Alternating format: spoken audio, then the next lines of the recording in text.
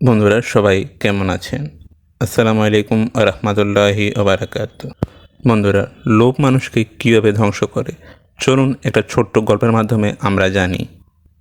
এই গল্পটি হয়তো আপনারা অনেকেই শুনেছেন। গল্পটি আমি ইসলামিক মোড়কে উপস্থাপন করছি। গল্পটি হচ্ছে, এক লোক ছিল যে একটি সোনার ডিম পাড়া হাঁস পেয়েছিল। হাঁসটি প্রতিদিন একটি করে সোনার ডিম দিত। শুরুতে লোকটি আল্লাহর এই নিয়ামতে সন্তুষ্ট ছিল, কিন্তু ধীরে ধীরে তার লোভ বাড়তে লাগলো। সে ভাবলো হাঁসের পেটের ভিতরে নিশ্চয়ই অনেক সোনার ডিম আছে, যদি হাঁসটাকে কেটে ফেলি সব ডিম একসাথে পেয়ে যাব।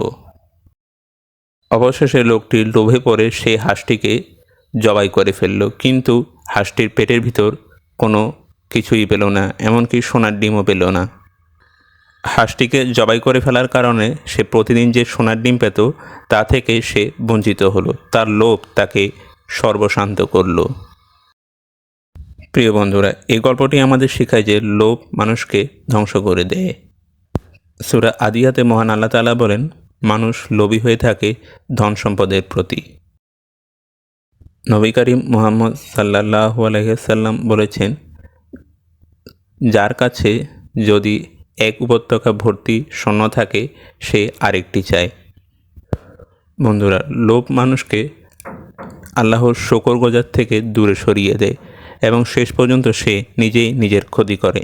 এই কারণে ইসলামে বারবার আত্মার পরিশুদ্ধির উপর গুরুত্ব দিয়েছে।